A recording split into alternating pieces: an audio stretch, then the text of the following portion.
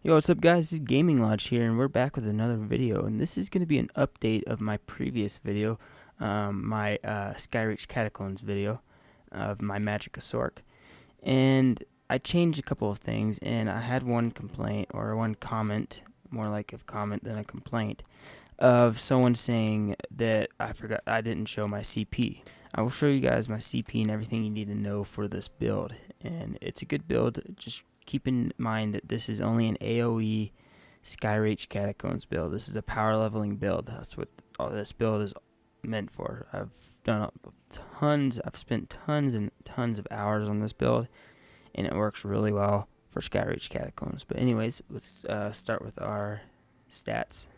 And our stats is we have 36,000 magicka.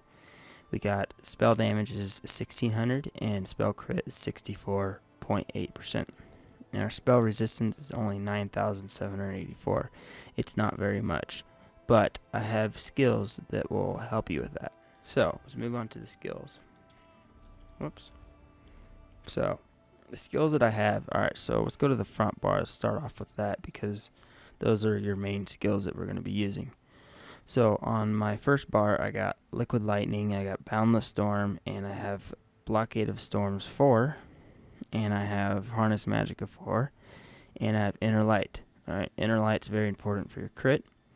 Now, the most important skills you want to apply in this game, in this build. Alright, number one, Power Surge. What that does is it increases your spell damage, and it heals you every time you do damage to a target. Alright, that's one of them out of the three. Now, Harness Magicka, that's your shield.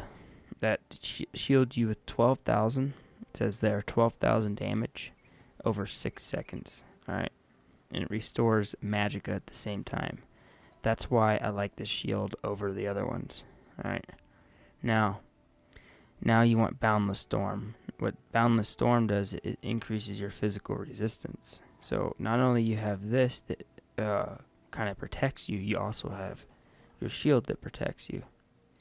And you have this Power Surge that heals you. So you have 3 skills that you're using to keep you protected, keep you from dying. So in this build, you really do not need a high resistance, high spell resistance. So now to the next thing.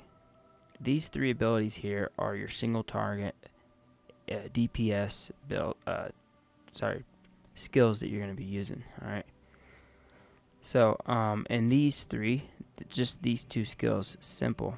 And keep in mind, this is a very simple build, a very simple cycle, rotation, whatever you call it.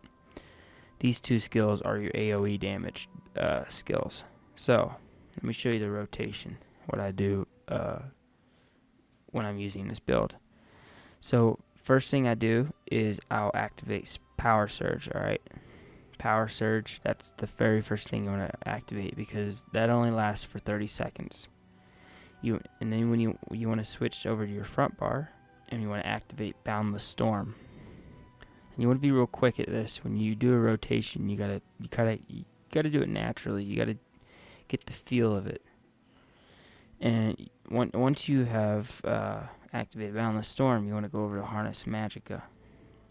And the reason why I go from Power Surge to Boundless Storm to Harness Magicka is because when I activate both of my buffs, and then I activate my armor, that'll make it where I have, I already have my buffs up. All I gotta do is just activate my armor. It's just so that before I attack, I get my armor out, okay, after I've got my buffs. And then once I've got my armor out, then I release my attack abilities. These are AoE abilities. Front bar AoE, back bar single target damage. Alright, just remember that. So here, I'll give you an example of how this works. So I'll go from here. Alright, let me switch to my back bar, because you're going to be at your back bar most of the time. Alright, so here, here, here, here, and here. Oops. You want to do that real quick.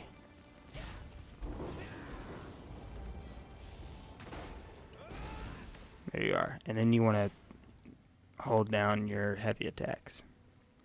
The reason why I'm using a lightning staff instead of inferno or an ice staff is because it provides more AoE. So it's like long-term damage. So, let's test it out on some enemies here. See what this build can do. And then I'll show you my armor and my CP. If we can find some enemies. Alright, let's say this guy right here. So I'm going to activate my power surge. I'm going to go over to Boundless Storm, and then I go to Harness Magicka. And then what I'll do is I'll put down Liquid Lightning, and I'll put down Blockade of Storms. And it kills them real quick. Same thing over here. And keep reapplying Harness Magicka, because that only lasts 6 seconds. And sometimes it can do so much damage where it'll break the shield. So you want to make sure you reapply them. So Boundless Storm, Power Surge, they need to be reapplied too. Now, let's get into our CP champion. Alright.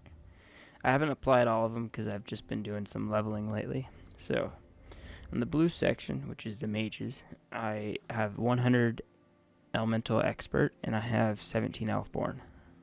That's it. That's all you need. Other stuff doesn't matter for this build, because remember, this is specifically AoE. Elemental Expert, which increases your flame, frost, shock, and magic damage. And this increases your spell criticals. Alright, that's why I have such a high spell crit. Alright, now, green section. Magickan. You want to have 100 in Magickan, and you want to have 117 in Alcanist. Alright. What I'd do is, once you get to, like, if you're at CP 600, I would put 100 in Alcanist also. Now, Elemental Defender, you want to have 74 in this. Really, this is supposed to be 100, but I don't have enough CP for it to be that high. If you have enough CP for it to be that high, I would go for 100 in this, and then go for like however much CP you have left after that. Alright, now that's it for the CP, because that was all of it. Now, to the armor. So, you see these floating orbs? Well, that's an effect that I get from having a specific set. So, the set that I have is Warm Cold. Alright. Now, you guys are thinking, okay, well, isn't that for healers? Well, yes and no. You can also use it for Mag Sorcs. And here's why I have it, is because since I'm doing an AoE build, and also I'm doing some single target damage, I want to be able to have a lot more Magicka in order for me to spam my abilities, because it makes it a lot easier. If I have a bunch of spammable abilities, it's good to have Warm Cult, because what Warm Cult does is, if you have all infused on Warm Cult, which I don't, I have some divines because I want to have a little bit more spell damage and a little bit more crit.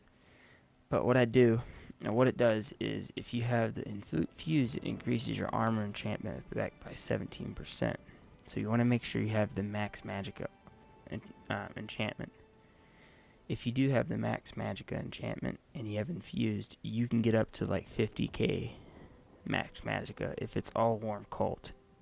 And not only, the biggest thing that's nice about Warm Cult is that if you look down there on the bottom, it says that it reduced the cost of Magicka abilities by 5% for you up to 11 other group members.